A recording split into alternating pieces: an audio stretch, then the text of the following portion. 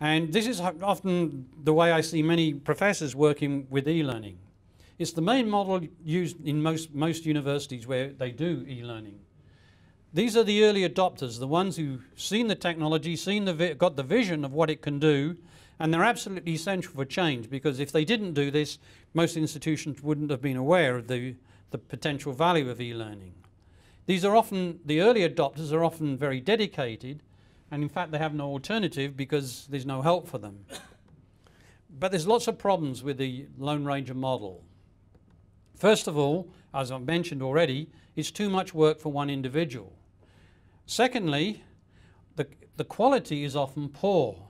These are professors who are trained in physics or chemistry or humanities, but they're not trained in web interface design, so the navigation through the materials is often difficult for the students.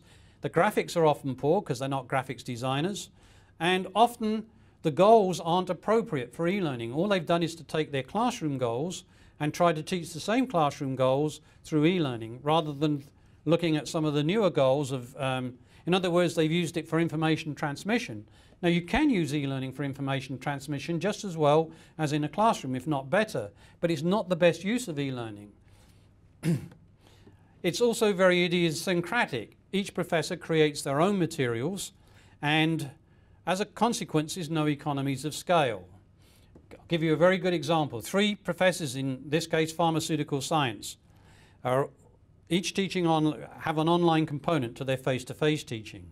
A student goes into Professor X and says, "Professor X, can you tell me if the diagram in your course is the same piece of equipment as the diagram in Professor Y's course, which I'm also taking?" And when they go and look at it, it's 2 completely different diagrams. It is the same piece of equipment. It has different name even on both courses. 2 professors working independently. What they decided to do is to come together in another model, not the Lone Ranger model. But what it means is that if you develop something very idiosyncratically, nobody else uses it. Now in UBC we have 27 courses in statistics in 5 different faculties. And each one, there are professors developing their own animation of a normal curve of distribution. Now, sure, if you're an agricultural scientist, you may use the normal curve of distribution in a different way than if you're a physics teacher. But nevertheless, it's still the same normal curve of distribution, and you would think that if you got them together, you could create one good animation and get it shared between them all. You could take the different descriptors off and still keep the animation. And lastly, and this is probably the most important reason, Lone Rangers, because they're dedicated, they work hard and long, are putting off other professors who are saying, wait a minute, if that's what I have to do to use technology, I'm not going to do it, because I've got my research to do, and while I can see there might be some advantages in the classroom, I'm not going to do that unless I get help or support from the institution, and I'm not going to work my butt off doing that because I'm not getting any reward for it, which is quite true. So it's a very sensible decision. What professors really like is the boutique model of course design. This is where preferably just three doors down the corridor, there is a really bright young grad student who can do all kinds of whizzes with the web, and you go in and say, look, I've got my PowerPoint slides, can you get them up on the web for me for next week? So that's a boutique model. A boutique model because it's custom designed to each individual professor. Just like a boutique shop where you go in and get something specially made for you. And of course, boutiques is on-demand technical support. However, often the questions are technological, not educational. For instance, there's a difference between saying, can you get my stuff up on the web, and what's the best way to use the web for teaching? That's a different kind of question. But they don't ask that question usually. Secondly, it's high cost. Boutique is always more high cost than off the shelf because it's individually tailored, it's personal service to each professor. It's very difficult to manage.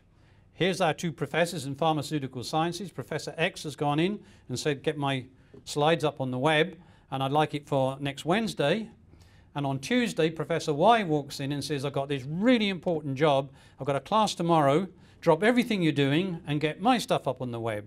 Well, what does the support person do? How does he decide that Professor X's work is more important than Professor Y's? Whatever he does, they're in trouble.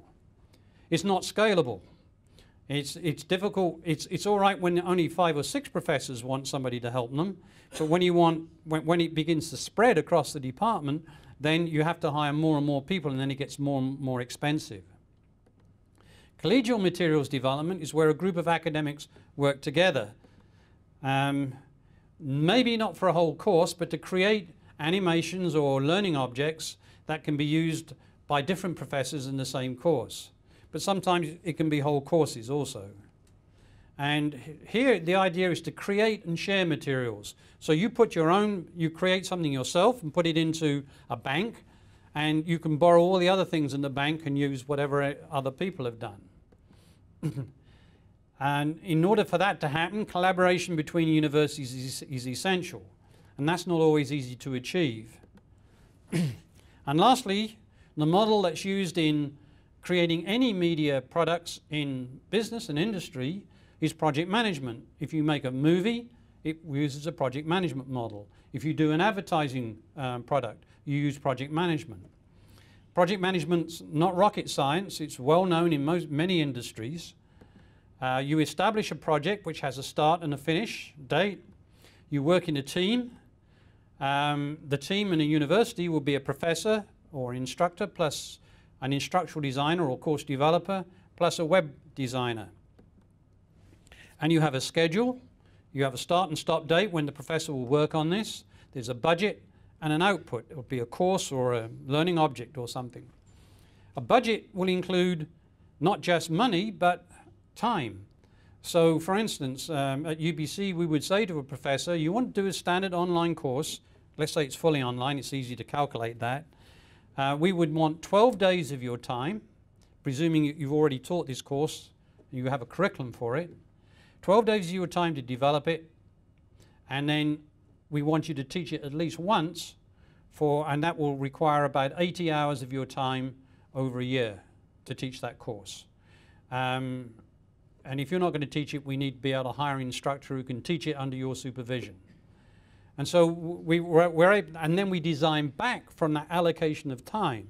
In other words, we say, well, we've only got 12 days, so what can we do in the 12 days? That's the way to control the workload. Don't do the other way, saying, well, I want to put the course online and we'll keep working until it's done.